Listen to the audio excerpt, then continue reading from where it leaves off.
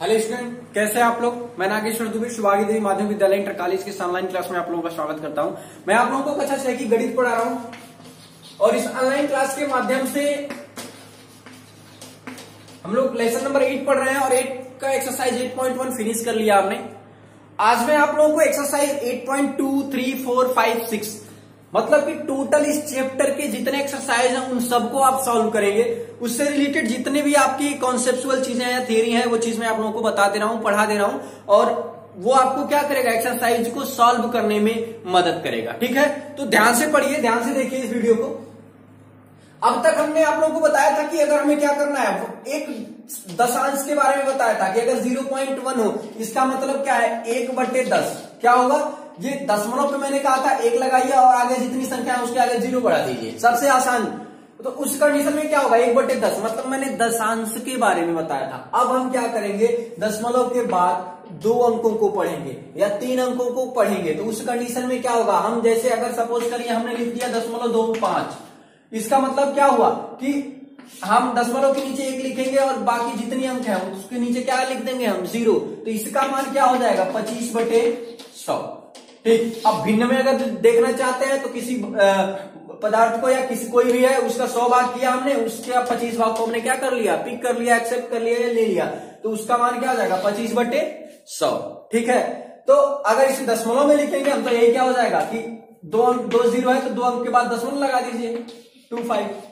ठीक है, अच्छा एक बात बताइए, अगर 125 है, इसे हमें दशमलव में बदलना है, 100 से भाग देना है, क्या करना है, 100 से भाग देना है, तो हम क्या करेंगे, मैंने कहा 2 0 है तो आप दाएं साइड से चलिए, 2 अंक के बाद क्या करिए, दशमलव लगा दीजिए, 1.25।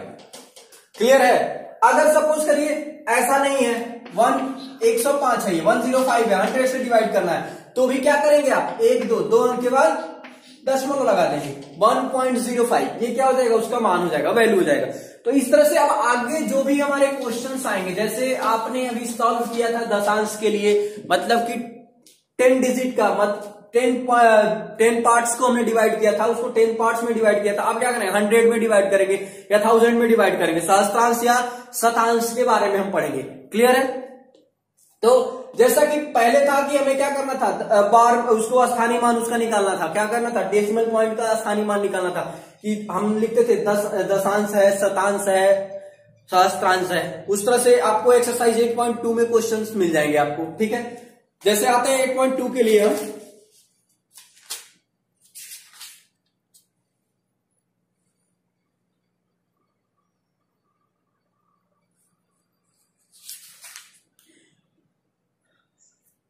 स्थानीय मान दिया गया है, सैकड़ा, दहाई, इकाई, शतांश, दशांश करके उसको क्या करना है, आपको मान फाइंड आउट करना है, लिखना है मान। तीसरा क्वेश्चन है स्थानीय मान सारणी बनाकर बताइए। तीसरा क्वेश्चन है आपका 0.29 को क्या करना है, स्थानीय मान सारणी बना के बताइए। तो सैकड़े के लिए हम लिखेंगे सैकड़ा, दहाई, इकाई, फिर दशमलव बढ़ाएंगे, दशमलव के बाद दशांश, फिर शतांश। अब देखिए सैकड़े में हमारे पास क्या है, 0, दहाई में भी कुछ नहीं है, इकाई में भी कुछ नहीं है हमारे पास, दशमलव के बाद क्या है, दशांश में है, दसवें अंश में क्या है आपका 2, शतांश में 9, क्या हो जाएगा 2 और यहां पे 9। क्लियर है। अब आएंगे इसी तरह से तीसरे का नेक्स्ट क्वेश्चन है हमारे पास एक 2.08, यहां पे क्या है, तीसरे का दूसरा क्वेश्चन है 2.08। अब क्या लिखेंगे हम, इकाई, यहां सैकड़ा 0, दहाई 0, इकाई के स्थान पे 2 है, दशांश में 0, शतांश में 8। क्लियर है। इस तरह से क्या करेंगे, हम इसका स्थानीय मान लिख सकते हैं दशमलव वाली संख्याओं का। फिर दिया हुआ है क्वेश्चन नंबर 4 में एक्सरसाइज 8.2 पढ़ रहे हैं हम लोग। क्वेश्चन नंबर 4 क्या दिया हुआ है, क्वेश्चन नंबर 4 में दिया है कि प्रत्येक दशमलव के रूप में लिखिए। देखिए 20 + 9 + 4 डिवाइडेड बाई 10 + 1 डिवाइडेड बाई 100। अब क्या करना है हमें, सबसे पहले देखिए ये दोनों ऐड हो जाएगा, डेसिमल नहीं है तो क्या करेंगे, 20 + 9 क्या हो जाएगा, 29 + 4 को किससे डिवाइड किया गया है? 10 से। तो क्या आएगा? मैंने कहा था जब किसी संख्या को 100, 10 या 1000 से डिवाइड किया जाए तो नीचे जितना जीरो है उसी क्या है वहां पे संख्या को दाहिने साइड से गिन के उतने अंक पे क्या करते हैं? दशमलव लगाते हैं। तो इसका मान क्या हो जाएगा? 0.4 प्लस इसका क्या हो जाएगा? 0.01 होगा। अब इसे हम क्या करेंगे? ऐड करेंगे। अब यहां पे ध्यान देने वाली बात है कि देखिए 20 प्लस 9 प्लस 0 और 0, ठीक है। इसमें क्या है? 0.4, यहाँ पे 0.01। क्या लीजिएगा? कभी भी जब हमें दशमलव का जोड़ या घटाना करना हो तो हम क्या करेंगे? दशमलव के नीचे सभी स्थानों पे दशमलव लिखेंगे और बाकी अगर किसी संख्या में 1 0 है या 2 0 है या 2 अंक है 3 अंक है तो क्या करेंगे? उसी तरह से लिखेंगे संख्या के नीचे। जैसे हम जोड़ते समय इकाई दहाई के नीचे ही संख्याएं लिखते हैं, उसी तरह से दशमलव के बाद उधर भी क्या करेंगे? हम उस नियम को पालन करेंगे, उस नियम का पूर्णतया पालन करेंगे और संख्याओं को उसके नीचे लिखेंगे, ठीक है। अब क्या होगा? हमें ऐड करना है। यहाँ पे 001 हो जाएगा और ये क्या है? 4.29। क्या आएगा ये? 29.41। क्लियर है? अब देखिए, अब इसका अगर स्थानीय मान निकालेंगे आप तो स्थानीय मान क्या हो जाएगा? दाई पे 2 आएगा, इकाई पे 9 आएगा, दशांश पे 4, शतांश पे 1/100 आ गया ना। इस तरह से स्थानीय मान निकालने का भी हो गया। यहाँ पे स्थानीय मान को ही तो ऐड किया गया है, जोड़ा गया है। क्लियर है? अब देखिए आते हैं क्वेश्चन नंबर 5 में। क्वेश्चन नंबर 5 क्या दिया है? दशमलव के रूप में दिया हुआ है, उसे क्या है? सरलतम रूप में लिखना है।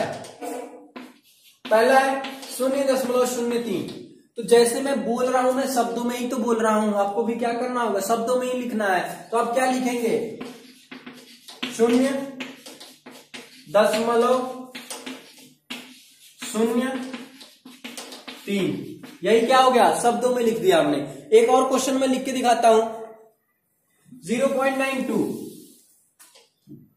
0.92। क्या करेंगे? इसको भी जब शब्दों में लिखना होगा तो 0.92 लिख देंगे। मैंने बताया था कि कभी भी इसे 92 नहीं पढ़ेंगे, क्या पढ़ेंगे? अलग अलग डिजिट को पढ़ेंगे दशमलव के बाद, ठीक है। अब आते हैं क्वेश्चन नंबर 6 पे। क्वेश्चन नंबर 6 दिया हुआ है कि संख्या रेखा पे दर्शाना है दशमलव वाली संख्याओं को। 0.06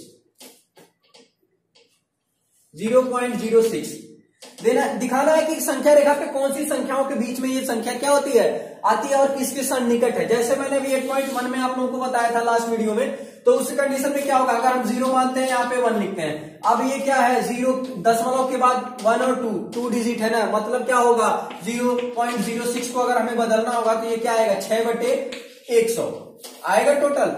अब हमें क्या होगा? क्या करना है? एक संख्या होगी जिसको 100 भाग में बांटना है। क्या करना है? 100 भाग में। क्योंकि यहाँ इकाई और दहाई के स्थान पे कोई संख्या नहीं, इसलिए क्या होगा? 0 और 1 के बीच में मिलेगा। अब क्या होगा? इसको हम कितने भागों में बांटेंगे? 100 भाग में।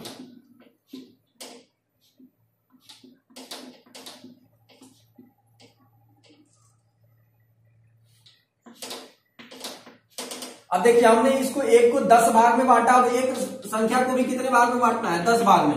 तो हमारा 0.06 कहां पे आएगा? पॉइंट के बाद दशांश भी क्या है आपका? 0 है। मतलब अगर हम 100 भाग में बांटे हैं तो पहले दशांश में भी क्या होगा? इस भाग में पड़ेगा। 0 है तो अगर ये 2 होता तो कहां जाता? 2 और 3 के बीच में। अगर 3 होता तो 3 और 4 के बीच में जाता। तो ये 0 है तो मतलब 0 और 1 के बीच में होगा। और कौन सा भाग है? छठवां। तो यहाँ पे अगर हमारा कहीं छठवां भाग लाई कर रहा है तो क्या हो जाएगा? 0.06 ये हो गया। अब किस संख्याओं के बीच में पड़ रहा है? 0 और 1 के बीच में है। और किसके निकट है? लिखेंगे, आप लिखेंगे 0 के निकट है। समझ गए इस बात को? अब आते हैं हम next question number 7। Question number 7 में क्या दिया है कि न्यूनतम रूप में भिन्न वाला कर लिखिए। अब क्या होगा? 0.60। ध्यान दीजिएगा, कभी भी अगर 0.60 है और 0.06 है, इन दोनों के मान में बहुत बड़ा अंतर है। कैसे अंतर है? आप अगर इसे भिन्न के रूप में देखेंगे तो ये हमारा क्या है? दशांश है 6 और शतांश 0 है, और ये दशांश 0 है और यहाँ पे शतांश का मान 6 है। अगर इसे हमें भिन्न के रूप में बदलेंगे तो मैंने कहा था दशमलव के नीचे 1 लिखिए, पहले ये संख्या लिख दीजिए, दशमलव के नीचे 1 और जितनी संख्याएं हैं 0। अब ये क्या हुआ, किसी संख्या को हमने कितने भाग में बांटा, 100 भाग में बांट दिया और 60 भाग हम उसमें से क्या कर लिए हैं, ले चुके हैं। अब इसे पढ़िए, यहाँ पे क्या होगा, 6 होगा, 0 6 का मतलब 6 बटे, अब क्या हो जाएगा, दशमलव के आगे नीचे 1 लिखेंगे, बाकी संख्या 0 0। अब क्या होगा हमारा, हमने इस किसी संख्या को 100 भाग में बांटा और मात्र 6 भाग लिया, तो क्या हुआ, कौन सा भिन्न बड़ा हुआ हमारा, कौन सा मान बड़ा हुआ, ये वाला। तो मैंने कहा था कि कभी भी क्या करेंगे, जब हम तुलना करेंगे तो यह ध्यान देंगे कि दशमलव के बाद जो संख्याएं हैं दशांश के स्थान पे हैं या शतांश के या सहस्त्रांश मतलब हजार के स्थान पे हैं। क्लियर है। अब हमें क्या करना है, इस संख्या को भिन्न के रूप में बदलना है। तो अब जैसा कि सामने दिख रहा है हमने भिन्न के रूप में बदल दिया है। हम इसमें क्या करेंगे, देखिए 0.60 है, हम क्या कर सकते हैं, नीचे 1 लिख सकते हैं, कोई मान में परिवर्तन नहीं है। किसी संख्या में 1 से भाग देंगे तो उस संख्या के मान में कोई परिवर्तन नहीं होगा। अब क्या होगा, ये तो भिन्न के रूप में हो गया। अब मैंने आपसे कहा था, जब मैं भिन्न पढ़ा रहा था, भिन्न वाले चैप्टर पढ़ा रहा था, तो मैंने कहा था कि किसी भी भिन्न में अगर हम हर और अंश में किसी नियत संख्या से ऊपर नीचे गुणा करें तो उसके मान में कोई फर्क पड़ने वाला नहीं है। तो अगर हम 10 और 10 से क्या करें, या 100 से ऊपर नीचे गुणा कर देते हैं 100 से, तो क्या होगा, इसके मान में कोई परिवर्तन होगा नहीं होगा। लेकिन हमारा क्या फायदा होगा, यह दशमलव हट जाएगा। अब क्या आएगा, 60 बटे 100। अब हम क्या कर, इसे हमें सरलतम रूप में लिखना है, तो क्या लिख सकते हैं, सबसे पहले एक शून्य नीचे है, यहाँ पे भी ऊपर है, दोनों में शून्य है, तो हम क्या कर सकते हैं, इसको डायरेक्ट कैंसिल कर सकते हैं। डायरेक्ट कैंसिल करने का मतलब 6 गुणे 10, 6 दहा में 60 हो जाएगा, और 10 गुणे 10, 10 दहा में 100, तो ये 10 से 10 क्या हो जाएगा, कैंसिल हो जाएगा, ऊपर नीचे है, गुणे में है। अब क्या हो जाएगा, 6 बटे 10, 6 बटे 10 को क्या लिख सकते हैं, 2 गुणे 3 बटे 2 गुणे 5, 2 से 2 कैंसिल, क्या बचा, 3 बटे 5। ये क्या हो गया, हमारा सरलतम रूप हो गया। इस तरह से आप एक्सरसाइज 8.2 को क्या कर सकते हैं, टोटल फिनिश कर सकते हैं, सॉल्व कर सकते हैं। और ये एक्सरसाइज 8.2 भी आपका क्या हुआ, इस वीडियो में फिनिश हो गया। क्लियर है। अब आते हैं एक्सरसाइज 8.3 पे।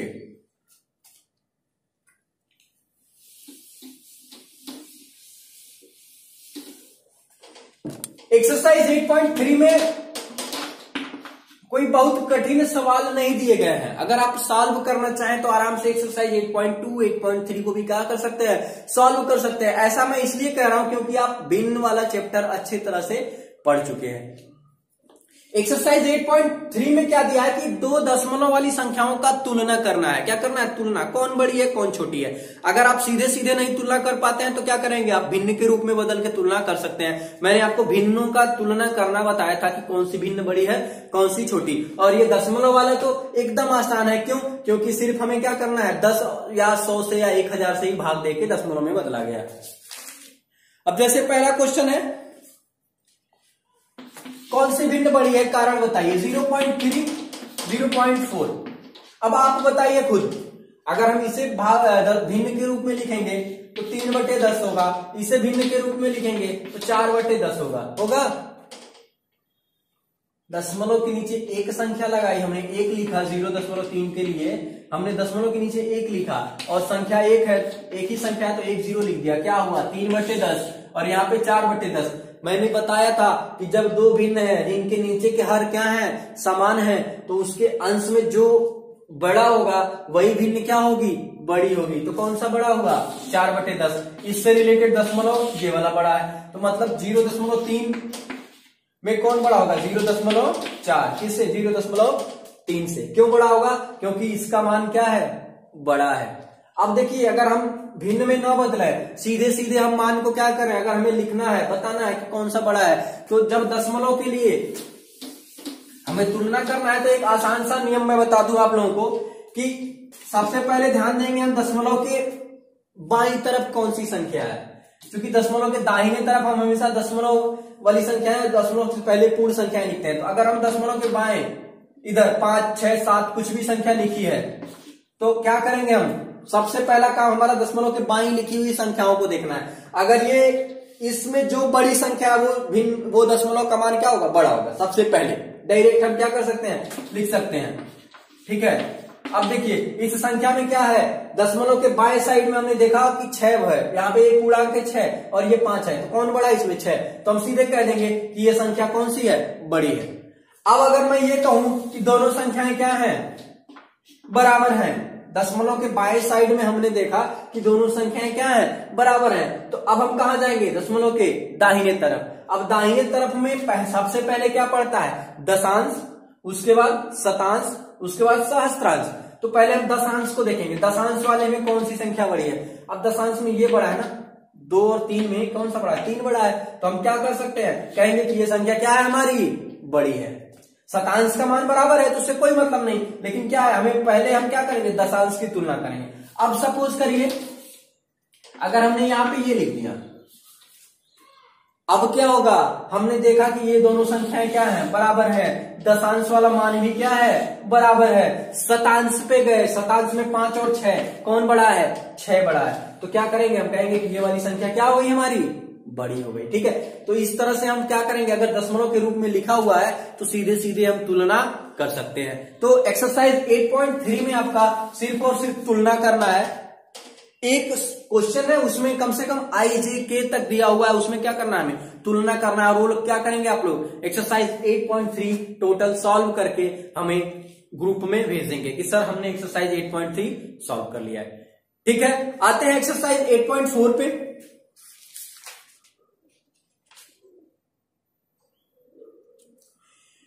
एक्सरसाइज 8.4, एक्सरसाइज 8.4 में जो भी क्वेश्चंस दिए गए हैं वो कठिन नहीं है आपके लिए। क्या करना है, उन क्वेश्चंस को सॉल्व करना है। कैसे सॉल्व करना है, जैसे मैंने अभी बताया कि 1 सेंटीमीटर को, मैंने आपके इसके पिछले वाले वीडियो में बताया था कि 1 सेंटीमीटर को अगर हम मिलीमीटर में बदलते हैं तो क्या होता है, वो 10 मिलीमीटर के बराबर होता है। ठीक, अगर 1 रुपए को हम पैसे में बदलते हैं तो 1 रुपया कितने पैसे के बराबर होता है, 100 पैसे के बराबर होता है। ठीक है, तो हमें क्या करना होगा, अब इनका मान, ये सब मान हमें याद रखना होगा। तो उससे रिलेटेड 8.4 क्या होगा, हमारा सॉल्व हो जाएगा। जैसे पहला क्वेश्चन दिया हुआ है कि रुपए में बदलिए, 5 पैसे हैं, इनको किस में बदलना है, रुपए में। 5 पैसे को रुपए में बदलना, हमें पता है 1 रुपया कितने पैसे के बराबर होता है, 100 पैसे के। अब 5 पैसे हमें बदलना, क्या करेंगे, हम 100 से भाग देंगे तो 5/100, ये सीधे क्या हो जाएगा, रुपया हो जाएगा। अब 5/100 को हम दशमलव में लिखना चाहें तो क्या होगा, 0.05 रुपया। ठीक है, इस तरह से अगर दूसरा क्वेश्चन हम देखें, 725 पैसा, इसी का एक एग्जाम्पल है, 725 पैसा। क्वेश्चन नंबर सी है ये, 1 का सी, 725 पैसा। अब हमें क्या करना है, 725 पैसे को रुपये में बदलना है, 100 से क्या करेंगे, भाग देंगे तो ये क्या हो जाएगा, हमारा रुपया में बदल जाएगा। अब हमने कहा था कि जब 100 से भाग देना है तो 10 संख्या को दाहिने तरफ से, जितना 0 नीचे उतना संख्या क्या करेंगे, छोड़ के दशमलव लगा देंगे तो क्या हो जाएगा, 7.25। ये क्या आएगा, रुपया में आएगा। ठीक है, तो इस तरह से पहला क्वेश्चन सॉल्व हो जाएगा।